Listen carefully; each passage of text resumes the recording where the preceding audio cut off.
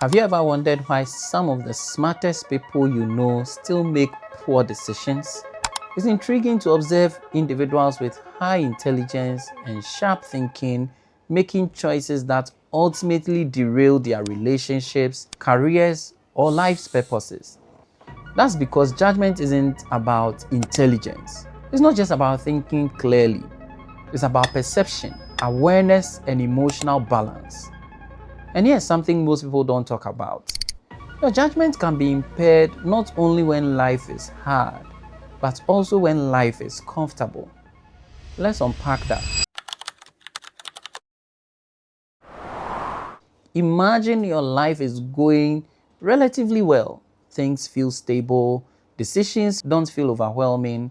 There's a quiet sense inside you that says, I've got this. Around you are people offering support, often quietly. Advice is given, corrections are made, pressure is absorbed in ways you don't always notice. But because that support is consistent, it fades into the background. It becomes normal, expected, almost invisible. Over time, you begin to feel, I'm doing this on my own. Advice starts to feel unnecessary, correction feels like interference, accountability feels optional. Then something shifts. There's tension. Support pulls back, not out of anger, but out of exhaustion. Suddenly, decisions feel heavier, mistakes feel more costly, life feels harder, and that's when the realization hits you. I didn't realize how much support I had until I lost it. In this case, your judgment wasn't impaired by failure. It was impaired by comfort, ease, and reduced awareness. Stability created blind spots. Psychologically, this is very common. Your brain adapts quickly. What stays constant stops being noticed. What feels reliable stops being examined, and quietly your judgment shifts. Now let's look at the other side. Imagine you are going through a difficult season.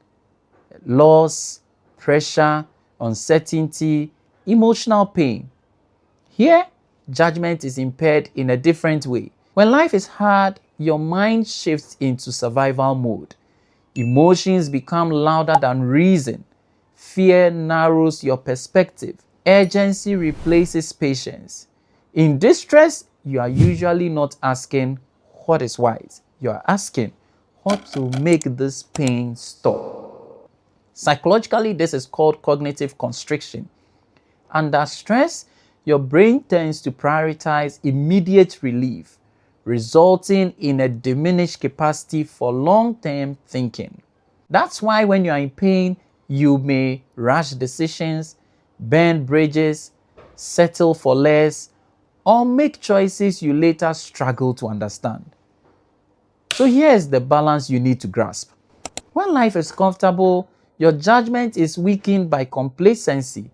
When life is difficult, your judgment is weakened by emotional overload. In comfort, you overestimate your strength. In distress, you underestimate your options. Both distort perception. Both impair judgment. Scripture speaks wisely to both conditions. In times of strength, it asks, what do you have that you did not receive? And in times of hardship, it reminds you, be still and know.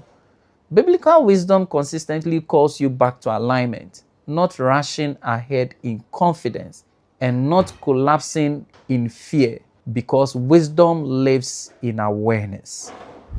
So how do you develop better judgment knowing this? First, you learn to slow down, especially when emotions are high. Strong feelings are signals, they are not instructions. Second, you make the invisible visible. In comfort, you ask, who is supporting me that I no longer notice? In difficulty, you ask, who could help me carry this that I'm going through or ignoring? Third, you separate pressure from clarity. Not every urgent decision is a wise one, and not every delay is avoidance. Fourth, you invite perspective. Your judgment improves when you are not alone with your thoughts, whether you are succeeding or struggling. And finally, practice grounded gratitude. Not to minimize pain, not to deny difficulty, but to anchor your perception in reality. Better judgment isn't about perfect timing or flawless choices. It's about seeing clearly, whether life feels easy or hard. The goal isn't guilt, it's balance. You don't have to wait for comfort to blind you, and you don't have to wait for pain to overwhelm you. You can pause now, reflect now, and choose more wisely. This is how better judgment is formed. If this reflection helped you, take a moment to sit with it. Growth doesn't come from rushing, it comes from awareness. If you value conversations like this, you are welcome to subscribe, share, and continue the journey with me. Until next time, stay reflective, stay grounded, and keep choosing wisely, one decision at a time. Thank you.